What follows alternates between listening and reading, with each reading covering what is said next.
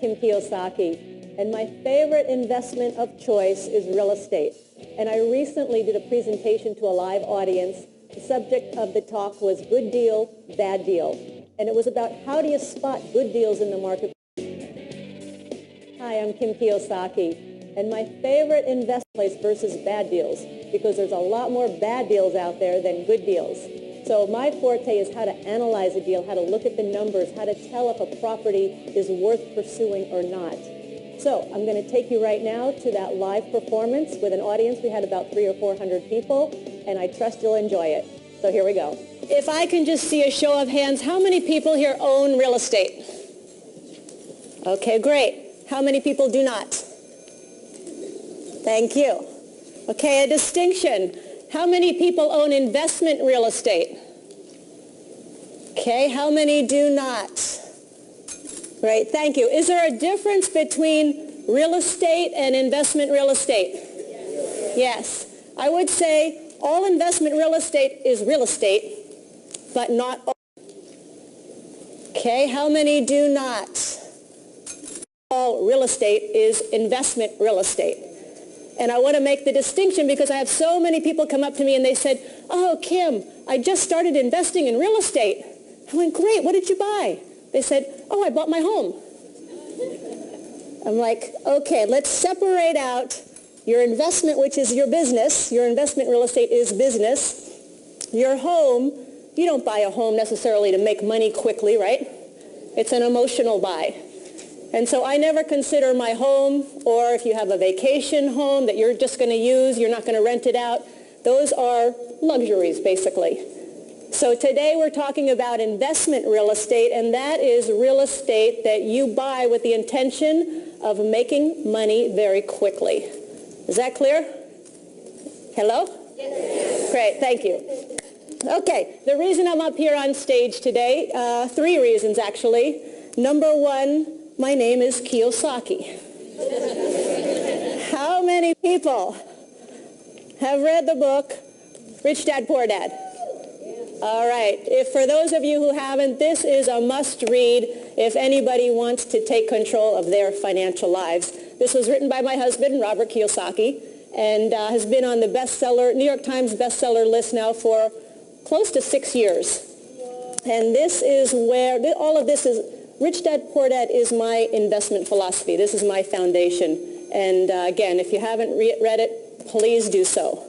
So number 1. Number 2 reason I'm up here is I am somebody that knew absolutely nothing about money, nothing about investing, had no education, no training, wasn't brought up around anybody that invested in real estate. And so it was in 1989, Robert came to me and he said, Kim, it's time you start investing. I didn't even know what the word meant. All I knew is, I saw some stock shows on TV, and I said, does that mean you're supposed to buy stocks and bonds? And he's like, no. And so he began to teach me what his rich dad taught him, and then he said, okay, you're on your own. I'm like, great. So I go out there and I'm looking, and to make a long story short, my very first investment property was a little 2-bedroom, 1-bath house in Portland, Oregon. And we actually have a picture of it if you'll put it up on the screen. There it is. That's my mom on the porch. But that was my very first investment property, little 2-bedroom, 1-bath house. And I'll tell you, I was scared to death. I'm like, what if the tenant moves out? What if I made a mistake on the numbers? What if the roof leaks? What if? I studied this property for days and days and days, went over all the what you call due diligence, checking out the property up one side and down another. And the funny thing is, when it came time to close the property, I'm at the closing table, and first of all, they couldn't make out my signature because my hand was shaking so much. And then I had to come up with $5,000, which I didn't have. So I had to scramble to come up with that. So I had this check for $5,000 in my hand. And they're like, okay, now we need the money. And they couldn't get the check out of my hand. I'm like, no, I can't do it. But that property, just to give you an example, that very first property cost me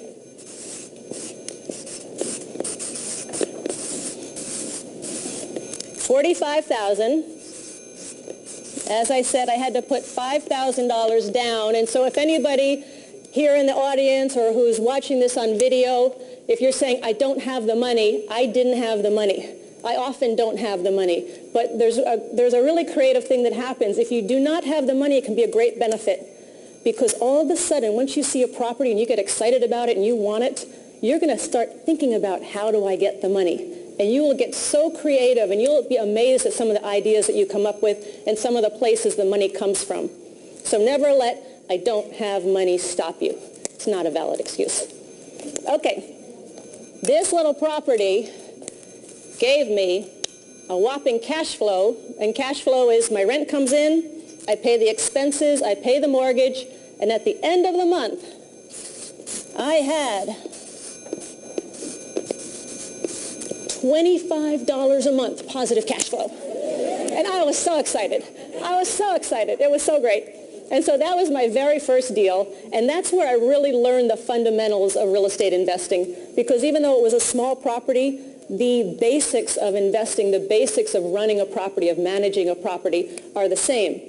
And so I kept investing, kept learning. I keep investing today. I'm investing all the time. But I wanted to show you one of my most favorite properties. This was one of my most successful real estate deals, and that's this property right here. It's a commercial property, happens to be in Phoenix, Arizona.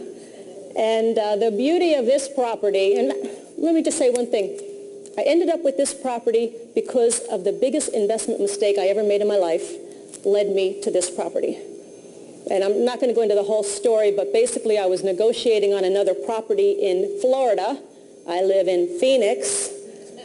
Didn't know the laws of Florida, thought I had to bring in an attorney, thought I had to bring in all the brokers and the experts who started negotiating this deal for me.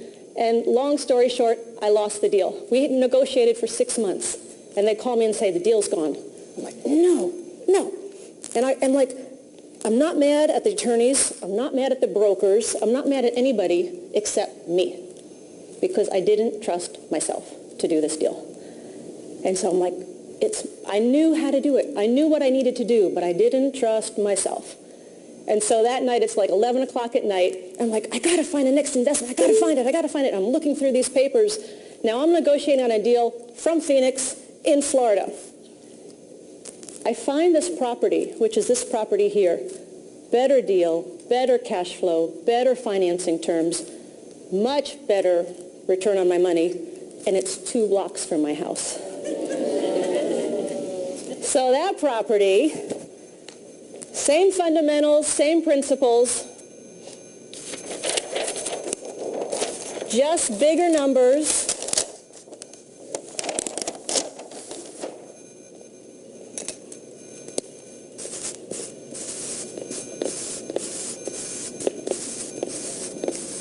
That was an $8 million property. Had to put down $1 million, of which I did not have. So I had to find out how to get that money. Again, never let I don't have the money stop you. And this, instead of $25 a month,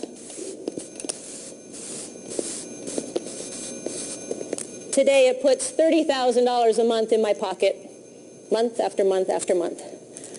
So again, it's not rocket science what I'm going to talk about today. It's not necessarily, I say it's very simple.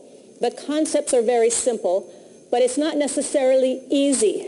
It takes time, it takes effort, because I really love encouraging people to become financially free, financially independent. And you can't do that being what we call a passive investor. If you want to just turn your money over to somebody else and let them manage it for you, that's fine. However, I don't think you're ever going to get to financial independence that way. So I'm talking about being an active investor. And the third reason I'm up here, as Pastor Maureen pointed out, I'm happy to say I'm the author of a new book called Rich Woman.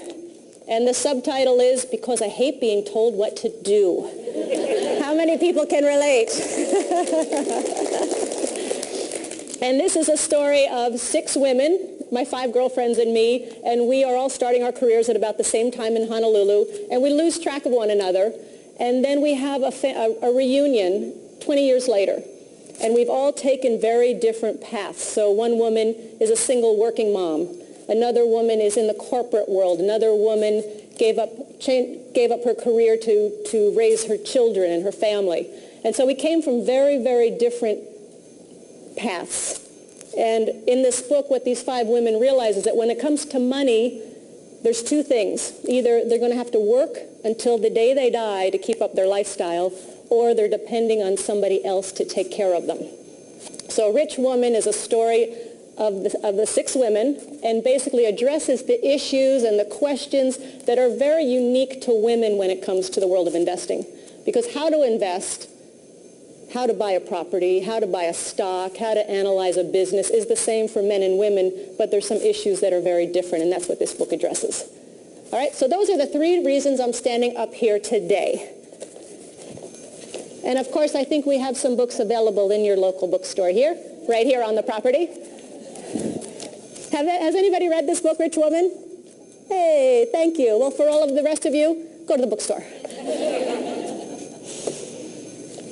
Okay. So this talk is entitled Good Deal, Bad Deal. And I think one of the reasons I have a lot of people come up to me and they say, Kim, I'm so scared. I'm so scared to get started. And I think a lot of the fear comes because people don't know how to tell a good deal from a bad deal. Are there more good deals out there today or more bad deals? There's a lot of bad deals out there. And especially when the market is high priced, as it is today, there's fewer good deals than bad deals. There's a lot of bad deals. And when the market is depressed, you can find more good deals. So most people say, oh, now the market's high, I'm going to start investing. Where you make your money is when there's a market crash or correction. So we're all hoping for a market crash or correction because that's where we make our money. Matter of fact, my first property in Portland that I bought it because it was in a very depressed market. Portland was very depressed at that time. So you can go and buy property very cheaply and know that trends happen. You know, markets go down, markets come up.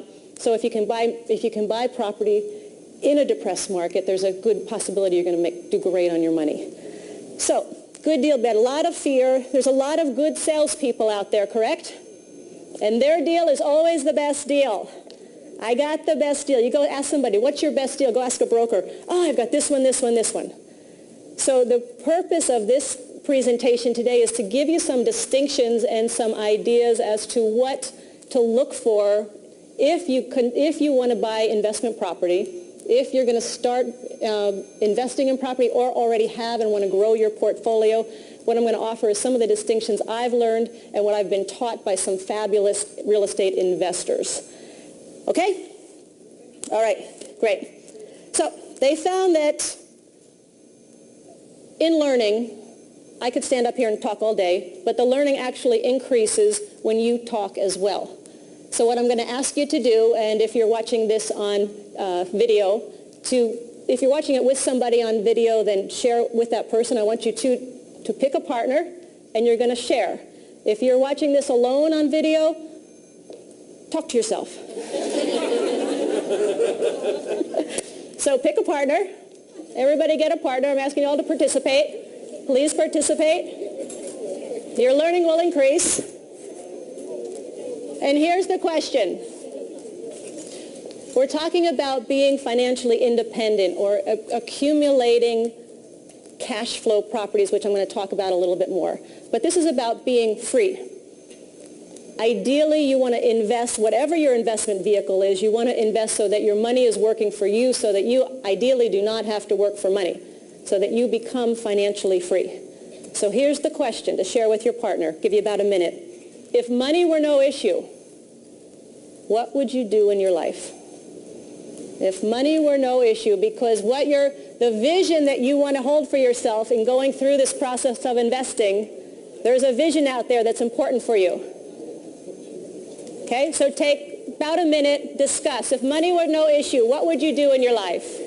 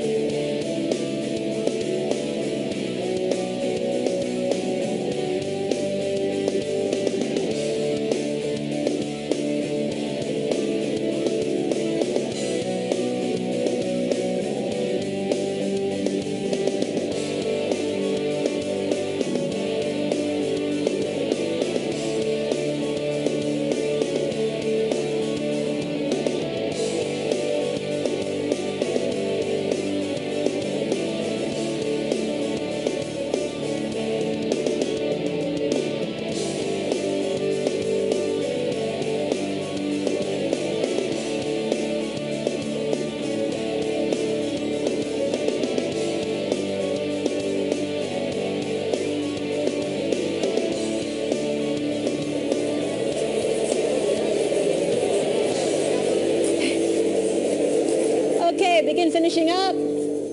And stop. Thank your partner.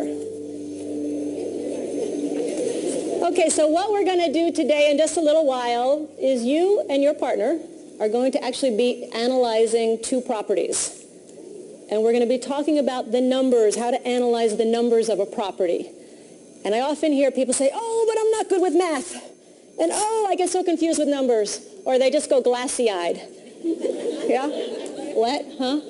Huh? So forget about all that. Because the key in analyzing a property, in analyzing the numbers, and I love to analyze the numbers because it's a very creative process. It's not a math process. It's a creative process because as you look at the numbers, and you'll see today, the numbers do tell a story. So you can look at numbers on a property and actually start to see what's going on with that property. And it's really important that, again, you can understand how to tell a good deal from a bad deal because by knowing a good deal, you can minimize your risk. You can make a lot more money. You can also, if you need to, if you've got a good deal, there's a lot of people that want to give you money for that. So by understanding the difference, you can be a much more successful real estate investor. And I'll give you a couple of examples of two people that did not understand the numbers and couldn't tell the difference between a good deal and a hole in the ground. Okay. My friend lives in Singapore. And he came to me and goes, oh, I'm so excited. I bought this property in Malaysia. Great. What's the property? Oh, it's a 6-unit commercial building. Great. How much money is it making? Nothing. Okay. You got expenses. He goes, oh, yeah. You got a mortgage. Oh, yeah. Well, how much money are you losing?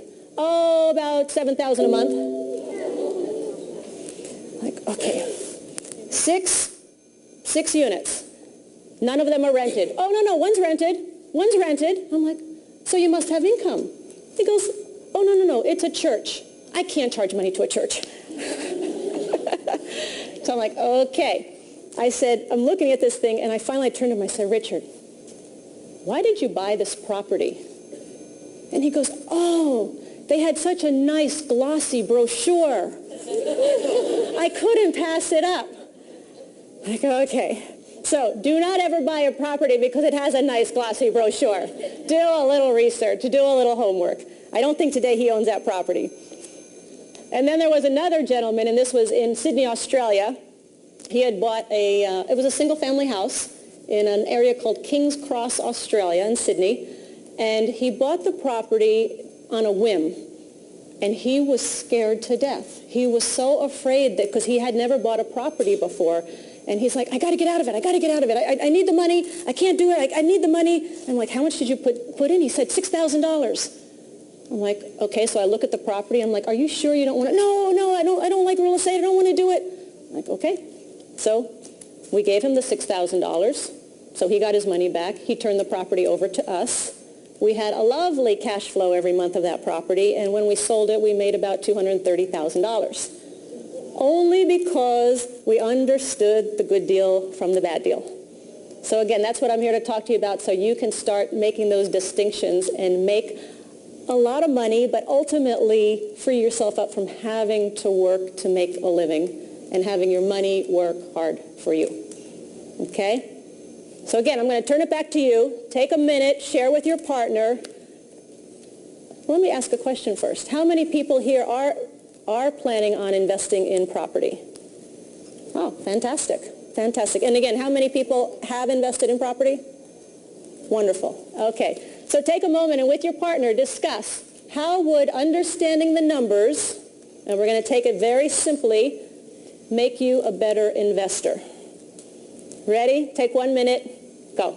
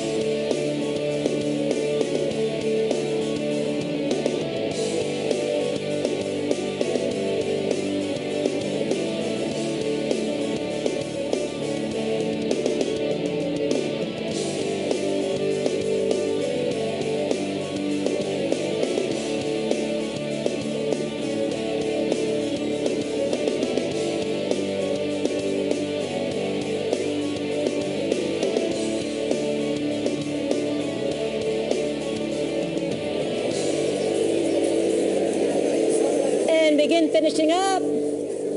And stop. Thank your partner. If you're watching this alone, thank yourself.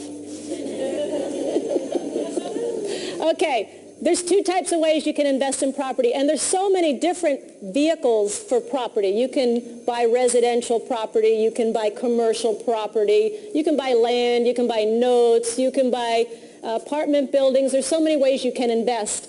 But whatever type of investment in real estate you're going after, you're usually going for one of two things.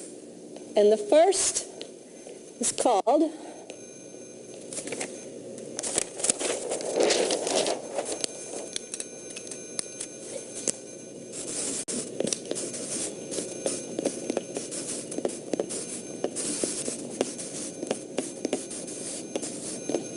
capital what? Capital gains. So capital gains, you buy a property, maybe you put a little money into it, you immediately turn around and sell it, and your profit is called capital gains. Now, when you're looking at capital gains, your house, if you sell your house, you make a profit on your residence. That's also capital gains. There's not a whole lot of analysis that goes along with capital gains. Yes, there's definitely things you need to know. You need to do your research. There's a lot you need to find out about. But there's not a lot of number analysis because you're not going to necessarily hold this for the long term. All right? So that's the capital gains. If you're buying stocks, a lot of times you buy a stock low, you sell it high. That's capital gains. All right? So that's not what we're going to talk about today. We're going to talk about, and for those of you who have read Rich Dad, Poor Dad know this well, one day I was driving in my car, and Robert called up and he said, Kim, what are you passionate about? And I'm like, Robert, it's 2 o'clock in the afternoon. You're calling and asking what I'm passionate about. He goes, yeah, I got to know. What are you passionate about? And I thought about it for a minute, and I said 2 words.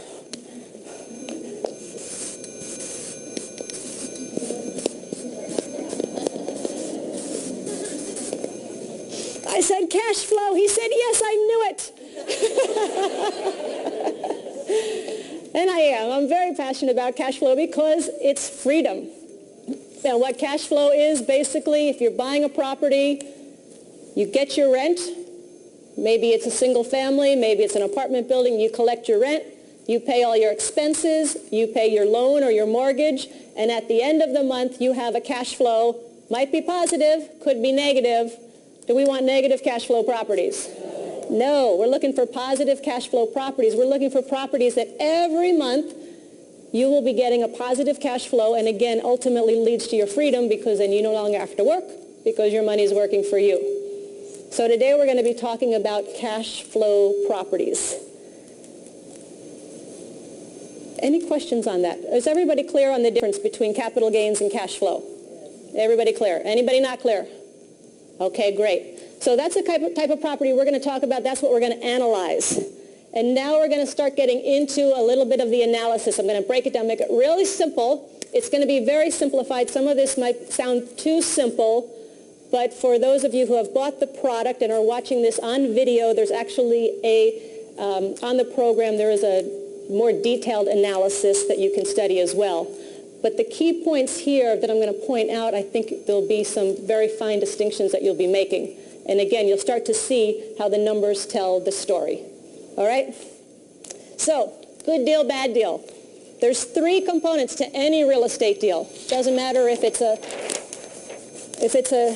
Trump Plaza in New York, or if it's a single family house that you're renting out. There's 3 components. The first one is what? First component, when analyzing a deal, you've got to find out what's your income. So the first component is income, the rent that you're receiving. Okay, the main component of income is what? The main component of income is what? Your rent. Who pays your rent? Your tenants. So the key to finding good income properties, and the key to the income section, you say, the question is, how do I increase the income, right? How do I increase the income of this property? So if the key component is rent, if your tenants pay your rent, the key to the income section is knowing how to find and keep great tenants. correct? That's really all it comes down to. Yes, there's other factors, but if you can find and keep great tenants, that will make your life so much easier, because also not only do they pay the rent on time, but they also will recommend your property to other people as well, especially if it's in multiple unit. So the key to income is how to find and keep great tenants. And if I can just do a quick commercial plug, this is a very good friend of mine, Ken McElroy. He is also my investment partner along with Robert.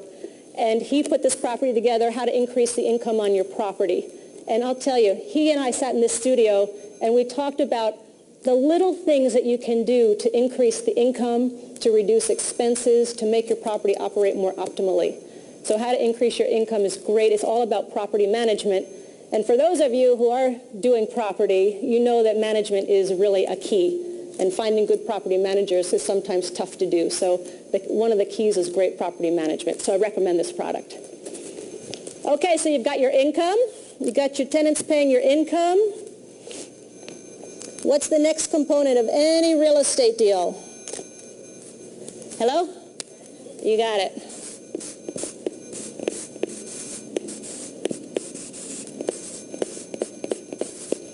Expenses.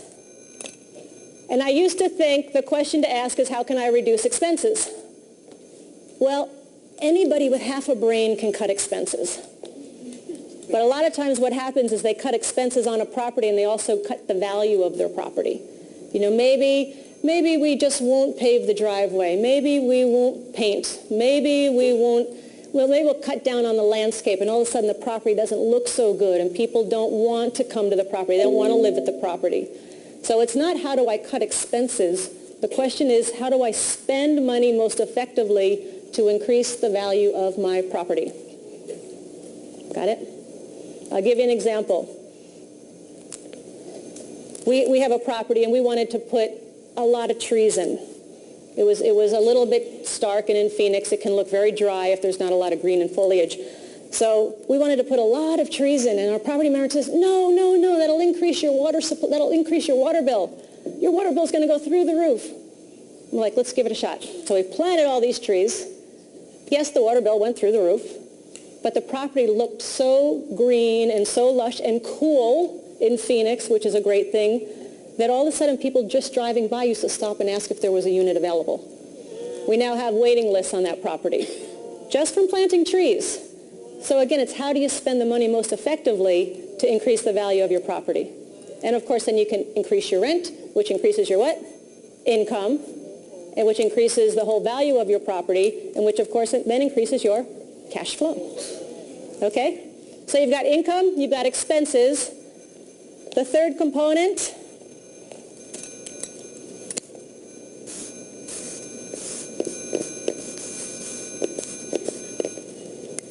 is your debt or your financing.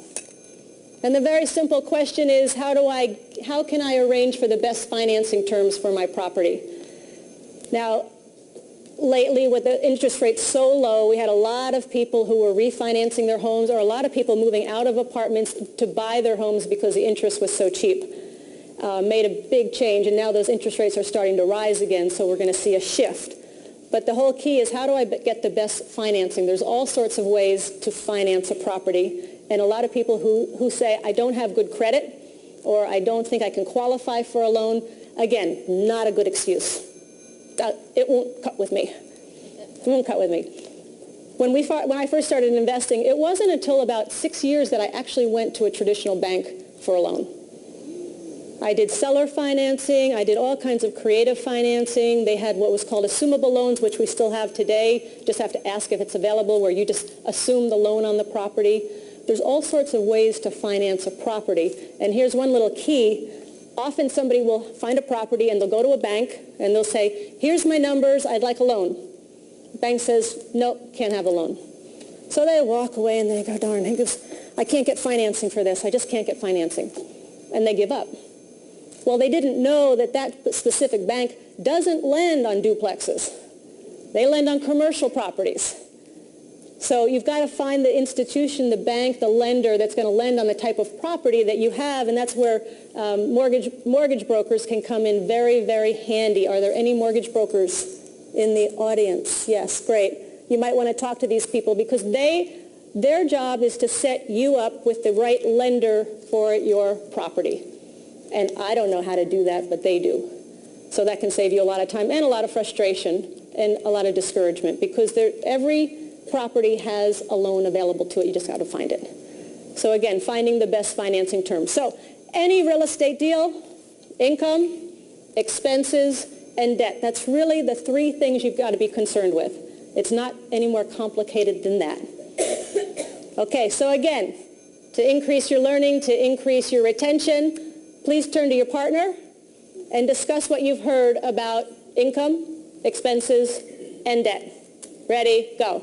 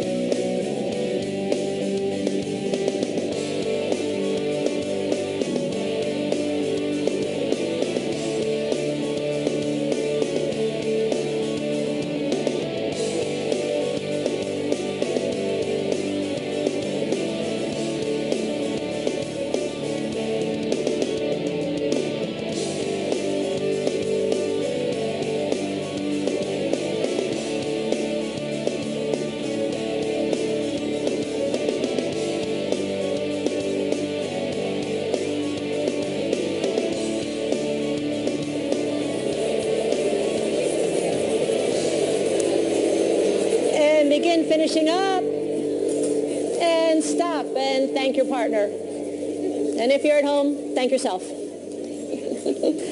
Okay, so in just a minute, we're actually going to get into the analysis of how you look at the numbers and what the numbers are telling you. And one of the first questions that comes up often is, how do I get the numbers on a property? Where do I find the numbers to look at? Do I have to put them together myself?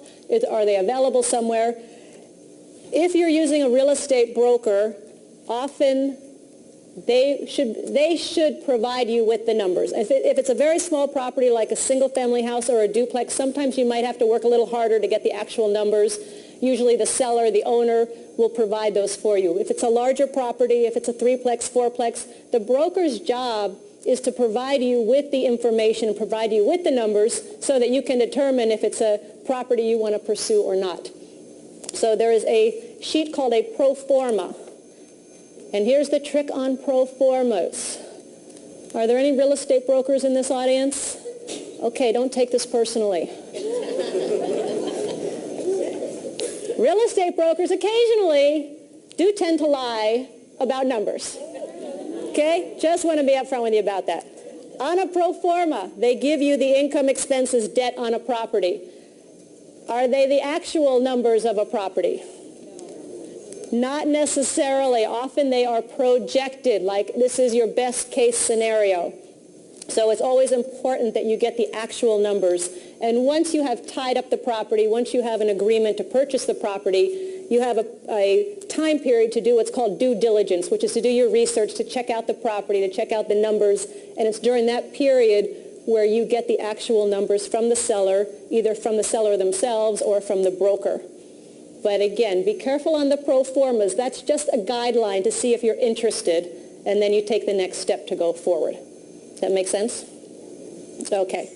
So again, if you're watching this on video, there is in the program a more detailed analysis that we'll walk you through, and I can make that available here for anybody as well. All right? Great. Okay, are we ready to do a little analysis?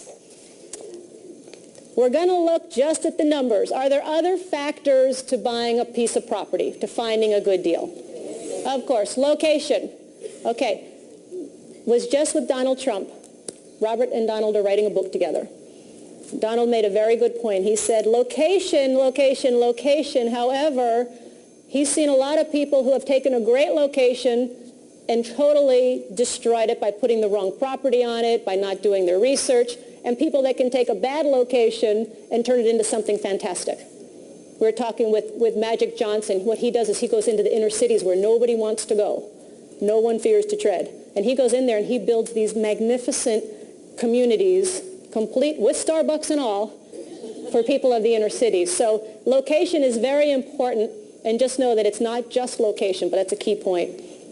Is the trend important of an area? Is the trend going up? Is it coming down? Are people moving in? Is it being revitalized, or is it deteriorating? I don't ever want to buy a property, even if it cash flows, I don't want to buy a property if it's in a declining area. Okay? Other factors such as the overall look of the property, the age of the property, all of this takes into account. But today we're going to focus on the numbers. So what I want you to do is with your partner, this is now your investment partner. Say hello to your investment partner. Hopefully they know something. Okay, and for those of you watching this on video, if you're with somebody, they're your investment they're your investment partner. Otherwise, just imagine. Okay? All right. Now, to make it a little more interesting, because if you are going to invest in property and you're going to get in the game of any investment, you got to put a little money down. Okay? So I want everybody to break out a $1 bill, and this is what you are going to be betting with.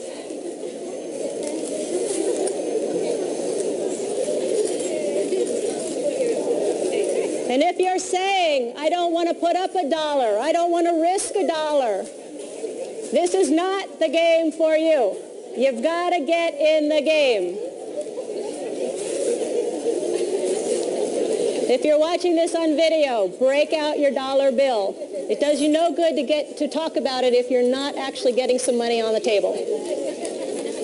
Okay, let me see your $1 bills. All right. Which team is the smartest real estate investors here? Hey! Okay, let's make it a little more interesting. The team next to you, this is who you're betting against. So say hello to your team.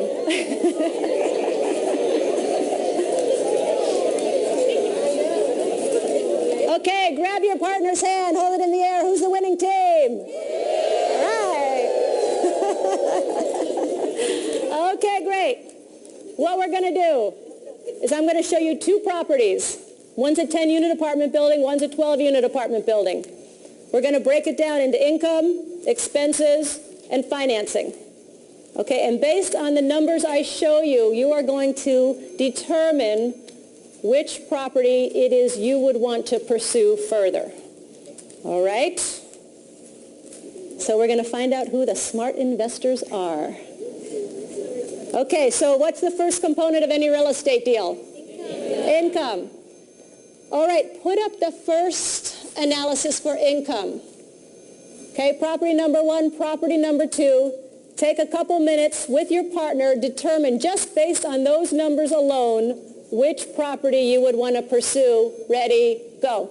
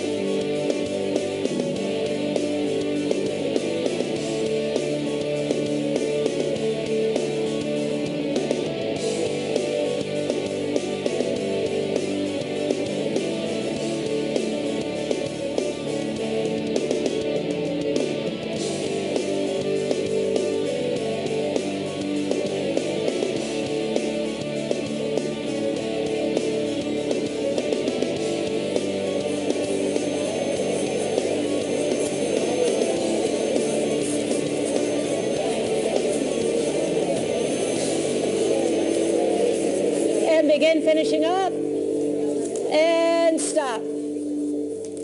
Okay, let me see those dollar bills again. Who's the winning team? Okay, which team thought property number 1 was the property they want to pursue? Show of hands. Okay, good. And which teams chose property number 2? All right. Pretty even split. Okay, in the income, what obviously stands out? Vacancy. Vacancy. How many teams did not choose property number 2 because of the high vacancy? Okay. How might a high vacancy work in your favor? Quick turnaround. Okay. Here's a key. Very, very correct. Here's a key. One of the things we like to do when it comes to property is find a property with a problem and fix the problem. If you can find a property with a problem and you can fix a problem, what does that do to the value of your property? Raises it. What does it do to your income? Raises it. What does it do to your cash flow? Raises it. So if you look at this 30% vacancy, if you can fix that problem, if you can lower that vacancy rate, the value of your property goes up, the income goes up, and the cash flow goes up. Now, can you fix every problem? No. You've got to know what problems you can fix and what problems you cannot fix.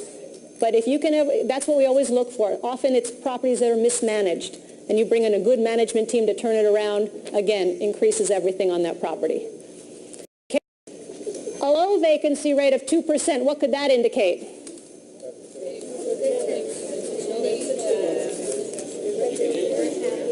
You could increase your rent. Your rents might be too low. So maybe there's an opportunity there to raise your rents to be more competitive, which of course increases your income, increases your cash flow. So again, these are the questions that come up as you're looking at these numbers, and then your job is to find out what the fact is behind the question. Okay, another reason I like to focus on vacancy, because your greatest expense in investment real estate is a thing called turnover. Think about it. If somebody moves out of your building, what have you got to do? Carpet cleaning, clean the apartment, paint, market it, advertise it. All of these add to the expense of your property. So it goes back again to the key under income is to find and keep great tenants, because they're going to stay, they're going to recommend the property to other people. Which brings to another point, there's a little item there called late fees. What do late fees indicate? Not great tenants. They're paying late. So not only do you have a 30% vacancy on property number 2, but you've got tenants that are not great. So obviously this property may not be managed quite so well. That could be a negative, that could be a plus. Okay.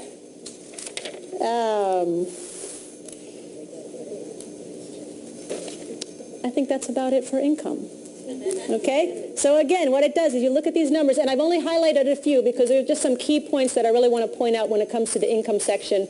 But it starts to raise questions in your mind to figure out how this property really is. By looking at vacancy, late fees, you can start to draw a picture about this property. All right? So again, which teams pick number 1? Okay, which teams pick number 2?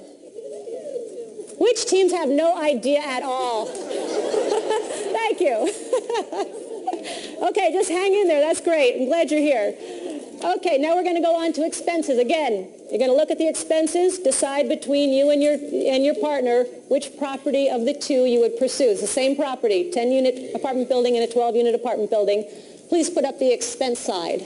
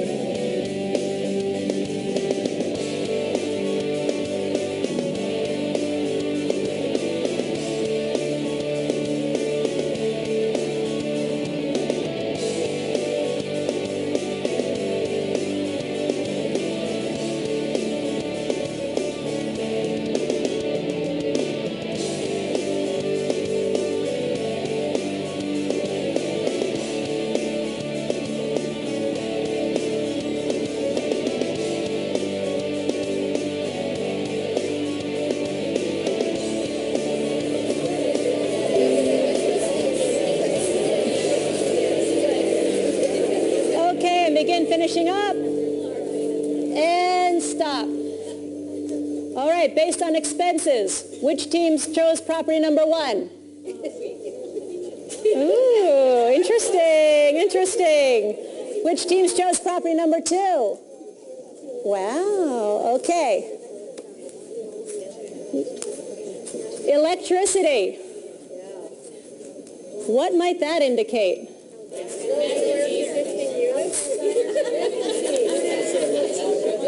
I heard it over here. It's called master metered. What master metered, it may, you have to check it out, but what master metered means is who pays all the electricity? The owner or the landlord. The owner or the landlord pays all the electricity. The tenants do not pay the electricity. Okay? Now, how might that be an opportunity? How would you change it? Make them pay for it. You can do that. You can actually divide it up so the tenants pay. There are companies. You don't actually even have to put meters on every unit. There are companies that will come and divide it up for you. Now, you got to find out if that's doable. Maybe in that neighborhood that won't fly, but maybe it will. So master meter property could be a big opportunity. Okay? You got to weigh it out. How many people think the manager in property number 1 is making way too much money? How many people think the manager in property number 2 is not making enough money? Okay.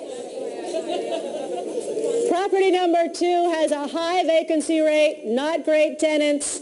Maybe you're getting what you paid for. Pay your managers well if they're doing a good job. It will increase the value of the property, make your life so much easier.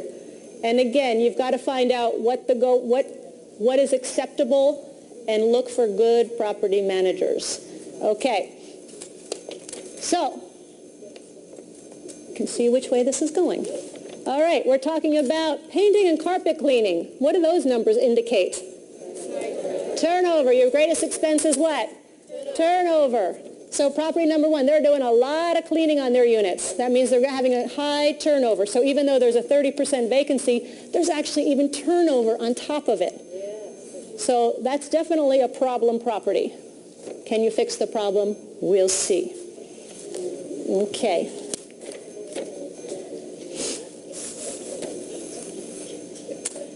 Okay, so again, are you starting to see how the numbers start to tell a story? Okay, and these are just some simple numbers. There is a program that we developed called 6 Steps to Becoming a Successful Real Estate Investor. If anybody's interested, we go a lot more into the in-depth analysis on how to analyze a property, due diligence checklists, everything that you need to look at when deciding whether to purchase a property or not. There's actually a spreadsheet that you can plug in your numbers to and figure out your cash flow, your return on investment, all of that. So 6 steps to becoming a successful real estate investor. Quick little commercial plug. Okay, now, property number 1, who's still interested? Okay, property number 2, who's interested? Who has no clue? All right, hang in there. We're going to go now to the debt section, the financing section. So I'm going to give you about a minute to look it over and decide, do I want to go after property number 1 or property number 2? If you would put up that slide. Ready, go.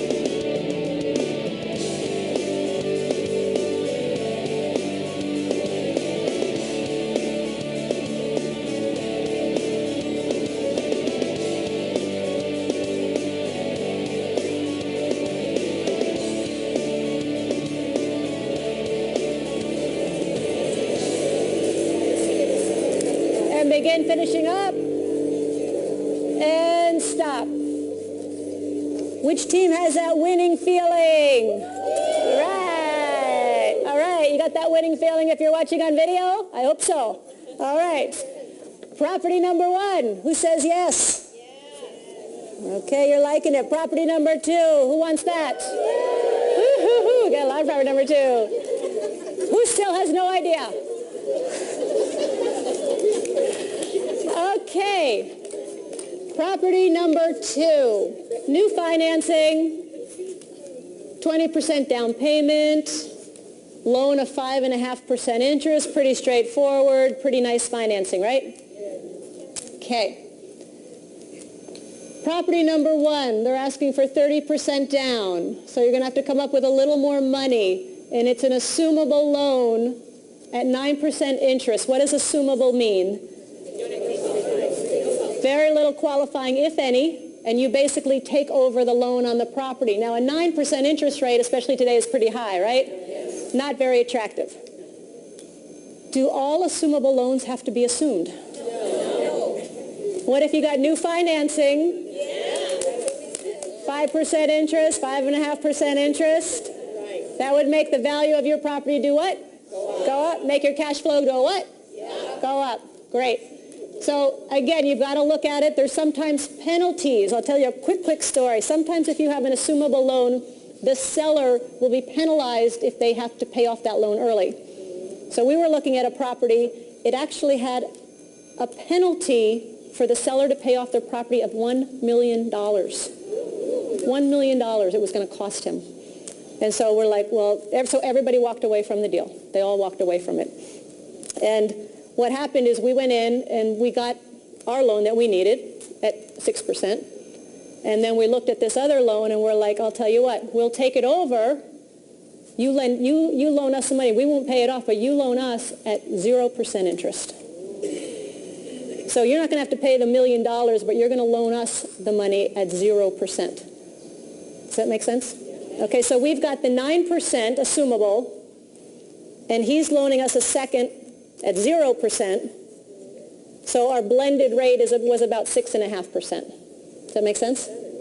Okay, so there's always ways to be creative to do these deals. There's always ways. Everything is negotiable, and what I'm finding now more and more is a lot of the answers are in the details.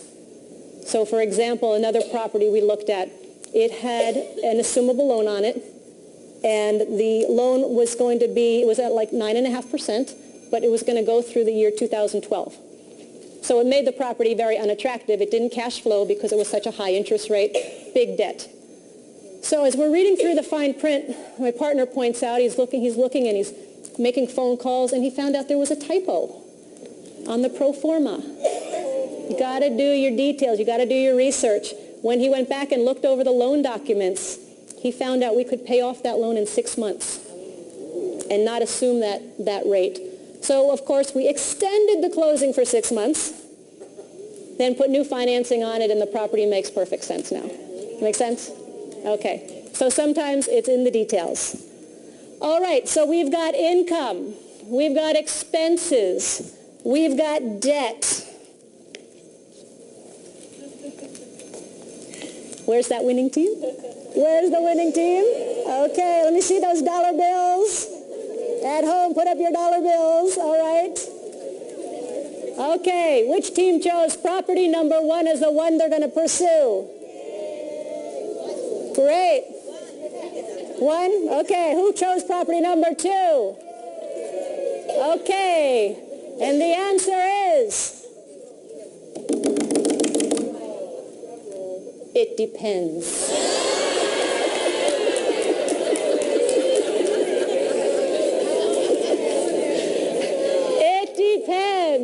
All of the questions that come up, the next step then is you've got to do your homework. You've got to find out, separate the fact from the fiction. Can you fix the problems? Does it make sense? It's all part of the numbers tell the story. Okay, so you can all keep your dollar bills. You guys played well. There is no correct answer. There's no right answer when it comes to real estate investing. What works for one person may not work for another person. But you've got to find the properties that are going to work for you, that you can fix, that you can make the best return on your money from, and that eventually, through investing, you become financially free. And then you do whatever it is in your heart, whatever your dreams are, whatever it is you truly want to do with your life. That's what this is about. So thank you very much, and I wish you investing success beyond your wildest dreams. Thank you. So I trust you now understand a little bit more on how to find a good deal versus a bad deal. But before we go, I just have 2 more points I'd like to make. First of all, I really recommend our premier product called Cash Flow Board Game. And the reason being is this is how Robert and I truly got out of the rat race and became financially independent. And on this board game, you will actually be analyzing deals. You'll quickly be making financial decisions around real estate, such as here you have a property that's giving you cash flow, and all of a sudden you get this great price for it. Should I sell it, take the capital gains, or do I hold on to it and keep the cash flow? So it's actually very real life. And what we found is people that write to us and give us their success stories, people that are out there actively investing, building their portfolios, becoming financially free, 80 to 90% of them are playing the cash flow game on a regular basis. So there's something about this game that really gets people to take action. So I highly recommend you purchase this game, or go online and find a cash flow club where people are playing the game in cities throughout the world. And the second point I want to make is just, again, to highlight why I love real estate over, for example, stocks, bonds, mutual funds. And it's very simple. If you remember from Rich Dad, Poor Dad, and so many of the Rich Dad products, we talk about the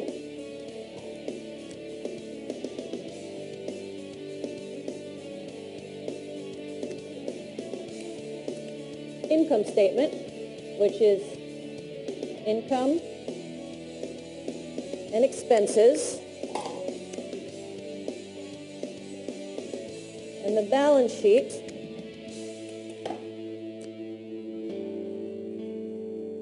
which is assets and liabilities.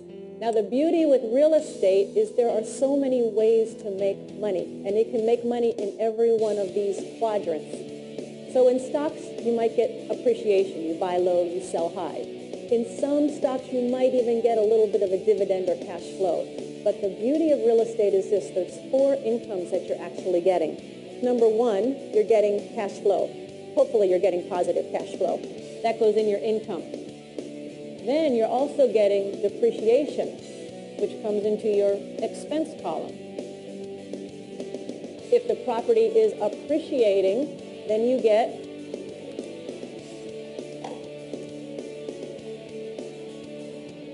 appreciation, and you have a loan that you're paying off over time, so you also get the beauty of